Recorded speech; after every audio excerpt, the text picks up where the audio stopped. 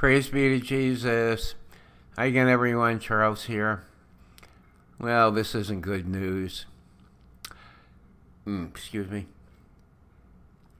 On the last day of their fall meeting, the U.S. Bishops' Conference voted down a resolution that would have encouraged the Holy See to release all documents on the allegations of sexual misconduct against Archbishop Theodore McCarrick. After about a half hour of debate, objections that the resolution was redundant and ambiguous won out, and it was voted down by a clicker vote of 83 to 137, with 3 abstaining. The original text of the resolution proposed by Bishop Earl Boyer of Lansing read, "Be it resolved that the bishops of the USCCB encourage the Holy Father to release all the documentation that can be released consistent with canon and civil law regarding the misconduct of Archbishop McCormick." This is not going to solve everything, Boyer said, but it was one little task that all the bishops could do.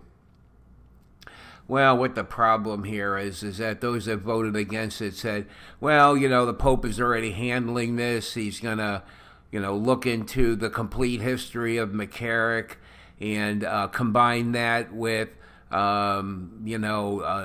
more current knowledge. And, it's like, the Pope and his and his group there are like on top of this, so, we don't really need to do this, here's something they could have done to at least send a message to people. It's like, hey, we did this, even if it's just, even if they know that it's not going to make any difference, they're not really considering the fact that if they did this, people would say, well, look at that, they did something, they actually did something here, but it's not to be, it's just a lot more words, as I continue reading this article here, which is really long. It just really gets into, well, this one said here, Cardinal Blaise Cupich of Chicago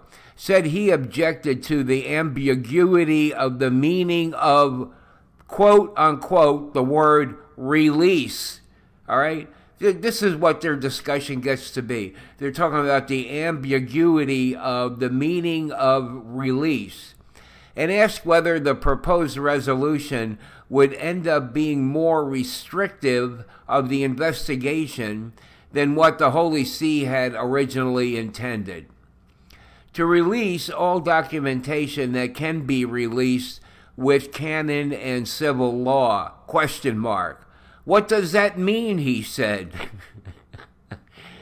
Unbelievable, just unbelievable. So many people are going to see through all this as just being, these guys get caught up in, in what words mean, ambiguity, the politics, what's best for them. They have to weigh like all these things that really shouldn't even be a part of what their decision is. Why can't they just say, yeah, well, we should encourage the Holy Father to release these documents, and they're worried so much about, well, what's the fallout is going to be, I don't know. I think they get too carried away with all this, I think they ought to they ought to do things more according to what they feel in their heart than with their head.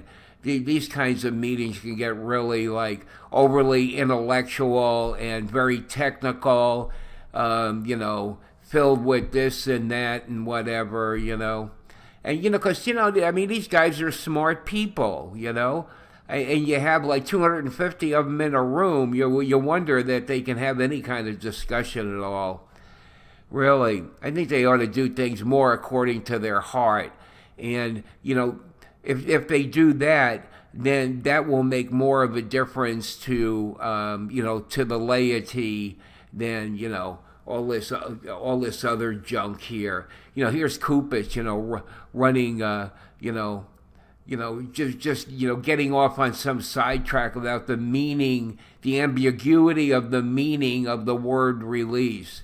It's absolutely amazing. It's just astounding. It's terrible, is really what it is. All right, I'm on the verge of getting into a rant here about Kupich, so I'm going to stop right here. Bye.